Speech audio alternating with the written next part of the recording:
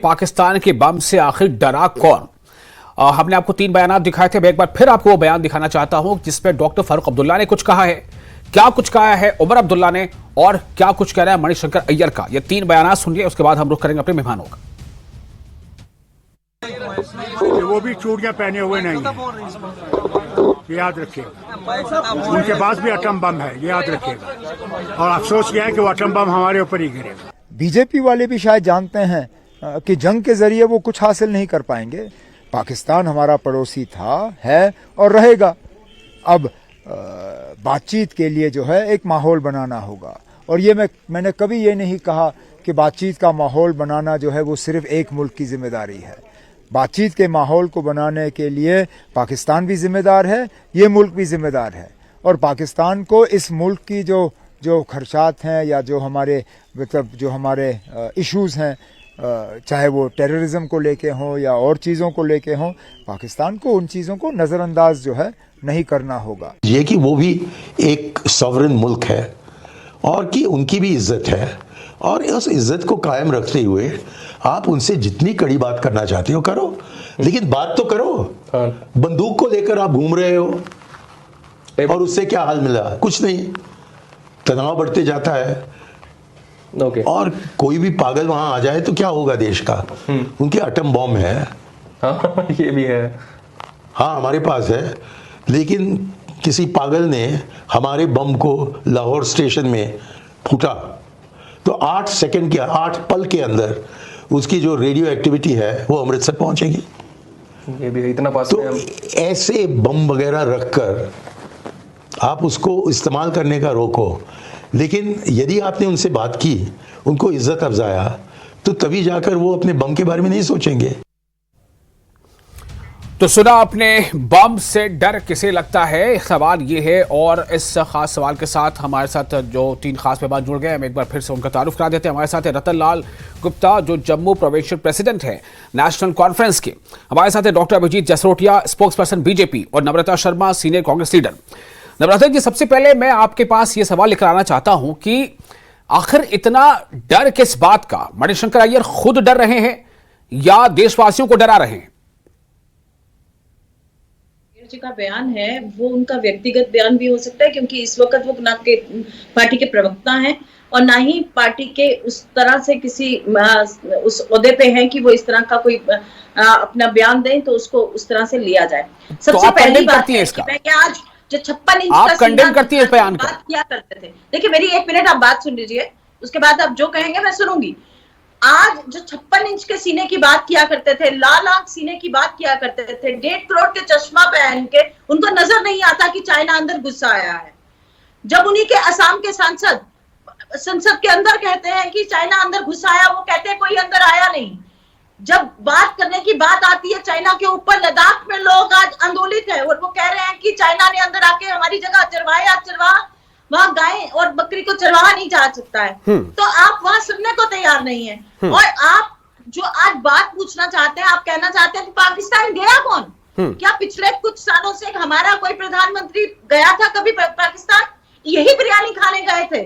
इन्हीं के एक नेता जो बिरयानी खाने, जो इनके प्रधानमंत्री है, वो वहां चले गए और बिना बताए किसी को। देश हैरान हो गया कि इनका हेलीकॉप्टर वहां कैसे, इनका जहाज वहां कैसे उतर गया। नम्रता जी, मणिशंकर के बयान को आप कंडेम करती हैं, आप उन्हें गलत ठहराती हैं?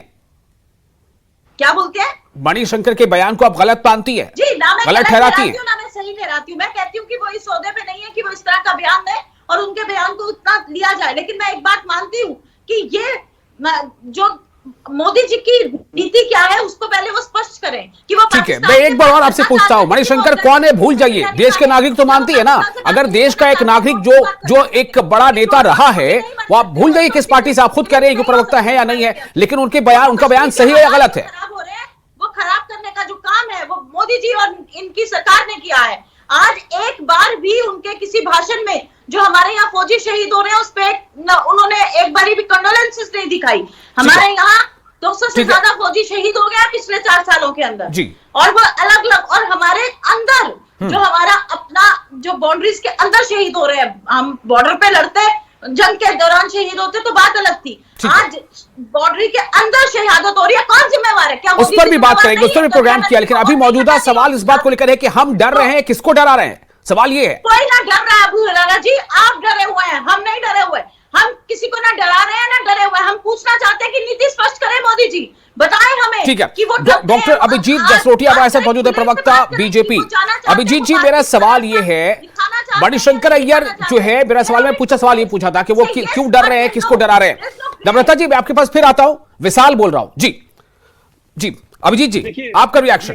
अभी अबू हुरैरा साहब, आपने बड़ी भली विशाल चीज को चलाया। और अभिजीत जी, विशाल बोल रहा हूं। हेलो जी, अच्छा विशाल जी, मेरी बात सुने। आपने बड़े अच्छे से इनको पूरी कोशिश की कि किसी तरह से ये उसके चाहे भले एज ए कांग्रेस की प्रवक्ता ना होकर एक हिंदुस्तान की नागरिक होने पर उसका खंडन करे, पर इनके मुंह से खंडन नहीं निकला। यही कांग्रेस की बेसिक नेचर है, ये इन चीजों को खंडन नहीं करती है, क्योंकि कहीं ना कहीं जो कांग्रेस के ये जो प्रवक्ता है और कांग्रेस के मणिशंकर अय्यर हैं, ये बेसिकली कौन है? ये उनके ब्रांड एम्बेसडर, उनके एटम बम के। उनके एटम बम को ये जाकर, इतना तो पाकिस्तान नहीं डराता एटम बम से जितना ये कांग्रेस और कांग्रेस के प्रवक्ता डराते हैं एटम बम से, और वो भी अपने ही देशवासी को डराते हैं। तो कम से कम इनकी आप मेंटेलिटी समझिए और इनको समझिए कि क्या करना चाहते हैं। तभी तो कारण है कि फवाद हुसैन चौधरी के ट्विटर के ऊपर राहुल गांधी आपको नजर आएंगे। पूरे का पूरा पाकिस्तान लड़ रहा है किसी तरह से राहुल गांधी को प्रधानमंत्री बना दे हिंदुस्तान का। तो आप इनकी मेंटेलिटी समझे क्या है क्या नहीं। अरे आटा नहीं है खाने को, बम पड़ा है चलाने को। आटा नहीं है खाने को, बम पड़ा है चलाने को। पाकिस्तान की हैसियत ही क्या है हमारे आगे? हम पाकिस्तान को अच्छी तरह सबक सिखाना जानते हैं। उरी और बालाकोट सर्जिकल स्ट्राइक के अंदर हमने उनको सिखाया। लेकिन देखिए इनका पाक प्रेम, देखिए एक अंधा पाक प्रेम इनके अंदर कितना टूट टूट के पड़ा हुआ है कि ये पाकिस्तान के खिलाफ कुछ नहीं सुन सकते।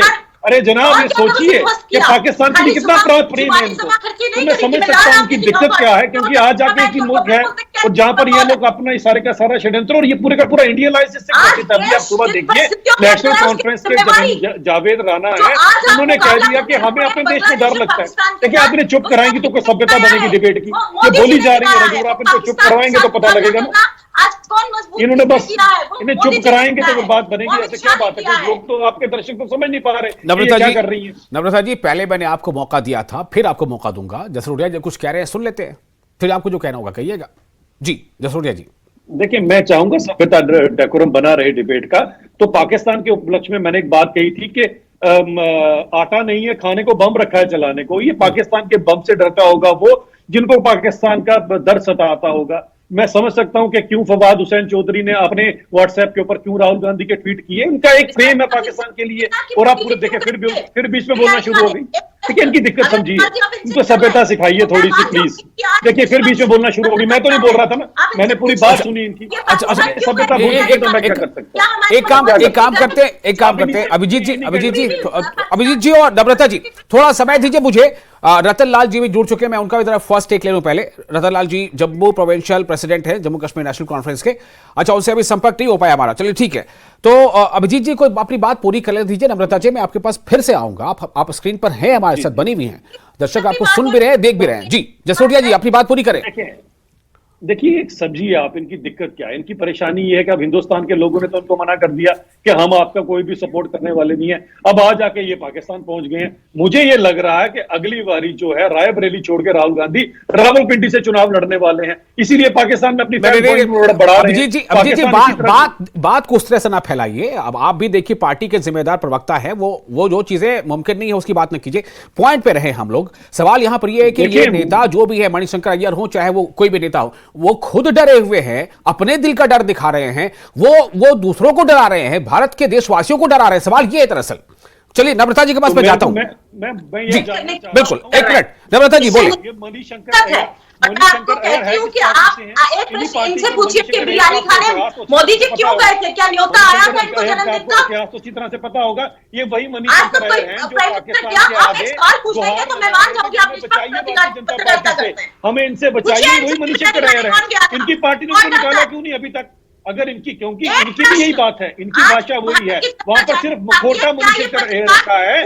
ठीक है, मैं वही सवाल पूछ लेता हूं, वही सवाल। नम्रता जी मेरे सिर्फ एक सवाल है, क्या आप इस बयान का खंडन करती हैं? आपने खुद कह दिया कि वो पार्टी के किसी ओहदे पर नहीं है। करती हूँ कि हम किसी से डरते नहीं है, लेकिन मैं आपको ये कहना चाहती हूँ कि ये क्या खंडन कर सकते हैं कि मोदी जी 10 मिनट लग गए आपको पूरे इनसे खंडन करवाने के लिए। कितनी मुश्किल से आपने खंडन करवाया, पूरे 10 मिनट लगे आपको इनसे खंडन करवाने के लिए, पूरे 10 मिनट लगे। तो आप समझिए कि बेसिकली क्या है इनके दिल में, इनका दिल धड़कता है। नम्रता जी, आपका जो तर्ज अमल है उससे यही लग रहा है कि कहीं ना कहीं आप मणिशंकर अय्यर जी को सेव कर रही हैं। आप पहले इस बात पर अपना रिएक्शन दीजिए कि क्या आप खंडन करती है इस बात का? मोदी को सेव कर रहे हैं जिसको आप इस बात का खंडन करती है? आज जनता जानती है कि सिर्फ पाकिस्तान का डर प्रधानमंत्री दिखाकर मोदी जी को सेव हिंदू करने के लिए मुसलमान 148 मोदी करोड़ का चुनाव हिंदुस्तान लड़ना पड़ा चाहते है। हैं और आज आप अपना जहां ऐसी कोई बात नहीं हो रही है, मेरा सवाल सीधा ये है कि मणिशंकर अय्यर जी ने जो कुछ कहा है, क्या आप बहसियत कांग्रेस प्रवक्ता इस बात का खंडन करती हैं? आपकी माँ के लिए कोई ऐसा कहे कैसा लगेगा? आपके बचाव में पाकिस्तान उतरा है। प्रधानमंत्री मोदी के लिए पूरा हिंदुस्तान है, पूरा हिंदुस्तान खड़ा है उनके लिए। कड़ी बार बोल रहा है रैलीज में जाके। जी। तो इस तरह के सभ्य भाषा ना यूज करें। जी, वो देश देखिए के प्रधानमंत्री हैं, तो सभ्य भाषा ना यूज करें। ये तमाम इस तरह गुस्सा के जो है ना, सभ्य ये भाषा सारा ना यूज गुस्सा करें। हमें पाकिस्तान के खिलाफ निकालना चाहिए। इससे पहले भी लेकिन सवाल यहाँ पर ये, आपके जी, देश के प्रधानमंत्री ऐसे सभ्य भाषा ना यूज करें, ऐसे शब्द ना यूज करें। नम्रता जी, नम्रता जी, की पार्टी की प्रवक्ता नम्रता जी, नम्रता जी, एक रिक्वेस्ट है, मेरा सीधा सवाल है, मणिशंकर अय्यर को छोड़ दीजिए, मैं नाम नहीं लेता हूं, कोई भी देश का नागरिक, कोई भी देश का नेता अगर इस तरह की बात करता है तो आपको सुनने में क्या अच्छा लग रहा है? कि आपको नहीं लग रहा है कि ये खुद तो डरा हुआ है, दूसरों को भी डरा रहा है? अगर ये गलत है तो आप उसका खंडन क्यों नहीं कर रही है? अरे इनको बहुत अच्छा लग रहा है, ये अंदर अंदर खुश हो रही है, इनको बहुत अच्छा लग रहा है, अंदर अंदर खुश हो रही है। इनके चेहरे पर स्माइल देखिए, भारत बहुत ये खुश हो रही है अंदर अंदर।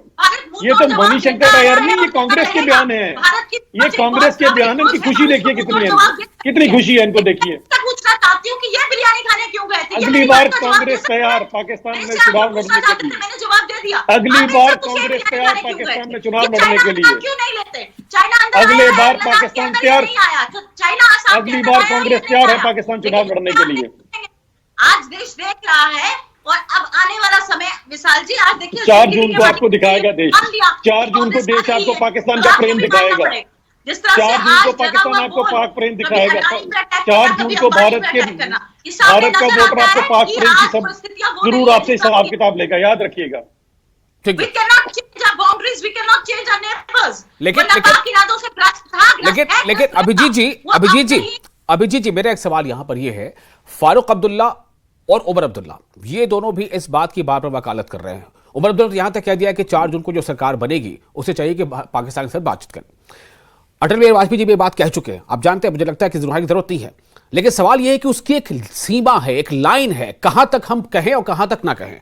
पड़ोसी है, बदला नहीं जा सकता, सवाल यह। लेकिन अगर कोई ये कह दे कि हमें, चूंकि उसके पास ये ताकत है तो हमें उसकी इज्जत करना चाहिए, मतलब आप कह रहे, ये चाह रहे हैं कि उसके पास ताकत नहीं है, हमारे पड़ोसी, तो हम उसकी इज्जत नहीं करें। हम इज्जत इसलिए करें कि उसके पास बॉम्ब है, बॉम्ब तो हमारे पास भी है। सवाल ये है, देखिए नम्रता जी, सवाल ये है। देखिए दिक्कत की बात आप समझिए, नेशनल कॉन्फ्रेंस की दिक्कत आप समझिए। तो इसी तरह से होता है। सुन लीजिए ना, ये बोलती रहेंगी तो कैसे लोग सुन पाएंगे आप? अरे कैसे सुन पाएंगे? मैं बड़ी इंपॉर्टेंट बात बताने जा रहा था आपको, इनको 2 मिनट कहिए, शांति का दान कीजिए प्लीज। जी, देखिए मैं बताना चाहता हूं, नेशनल कॉन्फ्रेंस के संदर्भ में बात कर रहा हूं, मैं कांग्रेस को कुछ नहीं कह रहा हूं, 2 मिनट ये शांति कर सकती हैं। देखिए नेशनल कॉन्फ्रेंस के संदर्भ में, नेशनल कॉन्फ्रेंस के एक मेंबर से एक उनके नेता आते हैं जिनका नाम है जावेद राणा, उनको भी पाक प्रेम बहुत सताता है बार बार, उनके पुराने बयान उठा के देख लीजिएगा। आज सुबह के उनके बयान है कि मुझे इस देश में डर लगता है। अब बताएं जनाब, मेंढर से पाकिस्तान कुल 5 किलोमीटर की दूरी पर है, अगर उनको जरूरत है मैं हाथ पकड़ के उनको वहां छोड़ाता हूं, देखते हैं वहां पर कितना सेफ फील करेंगे। आज सुबह उन्होंने कहा अपने देश में उन्हें डर लगता है, इस देश के अंदर उन्हें डर लगता है, तो आप समझ सकते हो कि ये पूरे का पूरा इंडिया अलायंस जो है, ये सारे का सारा पाकिस्तान के हाथों में समय खेल रहा है और अपने ही देश के नागरिकों को डरा रहा है। ये बात, इस पे मैं जवाब लेना चाहूंगा। ये जो कह रहे हैं कि नम्रता जी बताएं, आपको कहना है जी। मैं इनसे जानना चाहती हूँ, ये अनंतनाग सीट पे किसको सपोर्ट कर रहे हैं? ये अनंतनाग सीट से किसको सपोर्ट कर रहे हैं? कम से कम डायनेस्टिकल पॉलिटिकल पार्टीज को नहीं कर रहे, हम उनको सपोर्ट कर रहे हैं जो आप जैसी डायनेस्टिकल पॉलिटिक्स पार्टी को वहां ना जीतने। हम जम्मू कश्मीर के लोगों को परिवारवाद से निजात दिलाना चाहते हैं, हम जम्मू कश्मीर के लोगों को परिवारवाद से निजात दिलाना चाहते हैं। उस पार्टी के साथ खड़े जो आप लोगों को सबक सिखाए, जो हमारे लोगों को, मासूम लोगों को आपके चुंगल से बचा ले, हम उस पॉलिटिकल पार्टी के साथ हैं। मैंने बताया ना, जो हमारे लोगों को 50-60 साल का आपकी गांधी परिवार, अब्दुल्ला परिवार, मुफ्ती परिवार के प्रोपोगंडे से बचा सके, हम उनके साथ हैं। किसको सपोर्ट कर रहे हैं? कोई एक पार्टी का नाम है? अरे इतना बड़ा आपको जवाब दिया ना, हम हर उस इंसान के साथ खड़े हैं जो आपके खिलाफ खड़ा है, और उन लेकिन इंसान के आप साथ नहीं खड़े लड़ पा रहे, हैं, पता क्योंकि नहीं वो आप परिवारवाद के खिलाफ खड़ा है, आपके- वो परिवारवाद के खिलाफ आप खड़ा है। बोले वो हम तो परिवारवाद से जो चलिए हम मिलकर आज लोगों को बचाना चाहते हैं। आज परिवारवाद का नहीं था, मुद्दा यह था कि कोई डरे तो डरे, लेकिन दूसरों को क्यों डरा रहा है? ये दूसरों को डराने वाली बात कहां से आई है? और इस बात का खंडन हर हाल में किया जाना चाहिए, चाहे वो कोई भी नेता हो, कोई भी कुछ हो। वो हमें, उसको कोई हक नहीं है कि देश के दूसरे लोगों को डराए, देशवासियों को डराए, लेकिन वो खुद अगर डर रहा है तो उसके पीछे वजह क्या? और एक ऐसे समय पे ये बात आती है। बहुत शुक्रिया आप दोनों का इस खास विषय में अपनी बात